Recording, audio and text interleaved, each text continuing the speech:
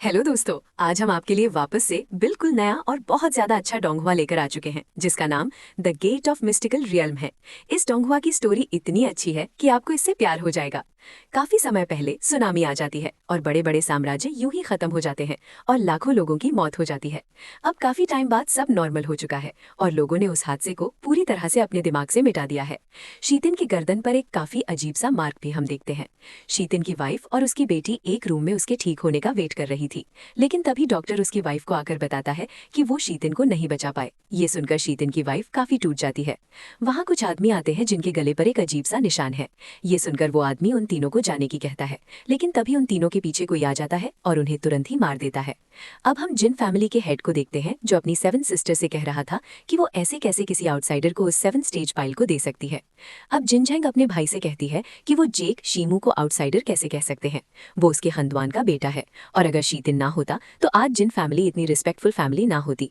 इसलिए जिनझेंग जेक को अडॉप्ट करने की कहती है, पर ये सुनकर फैमिली हेड भड़क जाता है। तभी जिन फैमिली के 5th बेटे की एंट्री होती है और वो एक टोकन दिखाते हुए कहता है कि उनके एंसेस्टर्स पूर्वजों ने उस बच्चे को यहाँ पर लाने का ऑर्डर दिया है और उनके एंसेस्टर्स पहले ही इस बात पर एग्री कर चुके हैं। अब हम शिकाउन विलेज का सीन देखते हैं जहाँ जेक अपने दोस्त के साथ सूखी मछली इकट्ठा कर रहा था, पर एक लेडी उन्हें भगा देती है। इसलिए वो दोनों खुद मछली पकड़ने समुद्र में आ जाते हैं। जेक मछली पकड़ रहा होता है, लेकिन तभी उसे एक धीमी आवाज सुनाई देती है जो उसे मदद मांग रही थी। जेक उस आवाज के पीछे जाता है और उसे एक ऑयस्टर दिखता है जिसमें से पिंक लाइट निकल रही थी। जेक को लगता है इसमें कोई डीमन हो सकता है, इसलिए वो वहां से जाने लगता है, लेकिन तभी कोई इविल एनर्जी जेक को अपने वश में कर लेती है और अब जेक उस ऑयस्टर को खोलने लगता है। ऑयस्टर खुल जाता है और जेक को एक सी स्पिरिट दिखती है। एक लड़की उसे ऊपर लेकर जा रही है और उसके हाथ में डिवाइन पाइल भी रख देती है। जिसके बाद जब जेक की आंखें खुलती हैं, वो अपने दोस्तों को अपने सामने पाता है और उनसे पूछने लगता है कि वो लड़की कहाँ गई। पर जेक का दोस्त जैन जेक से पूछता है कि क्या वो मछली बेचना चाहता है क्योंकि ये बाहर अच्छी कीमत पर बिक सकती है। पर जेक कहता है ये बेचने के लिए नहीं है और घर जाने लगता है। जब वो घर पहुंचते हैं, उनके घर की हालत खराब थी और जैन को सामने उनके पापा बैठे हुए दिखते हैं। जैसे ही जैन उन्हें टच करता है, वो जमीन पर गिर जाते हैं और बहुत सारा खून निकलने लगता है। ये देखकर वो तीनों काफी डर जाते हैं और जेक घर के अंदर देखता है जहाँ उसे एक मास्क्ड मैन दिखता है और वो उन तीनों को घर के अंदर खींच लेता है।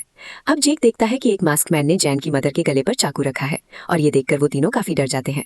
तभी वो मास्क मैन जैन की मदर से पूछता है कि इन तीनों में से वो बच्चा कौन है। अब जैन की मदर की आंखें जैक पर रुक जाती हैं, जिससे वो मास्क मैन सब समझ जाता है और वो जैन की मदर को मार देता है।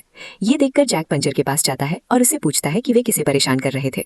वो उस मास्क मैन को मारने आगे बढ़ता है, पर वो आदमी जैन को भी मार देता है। जैक को यकीन नहीं हो रहा था कि ये क्या हो रहा है और वो जैन की बहन को बचाने उसके पास चला जाता है, पर वो मास्क मैन जैक को दूर फेंक देता है और जैक की बहन को भी मार देता है। जैन मेरी बहन, जैक चिल्लाता है।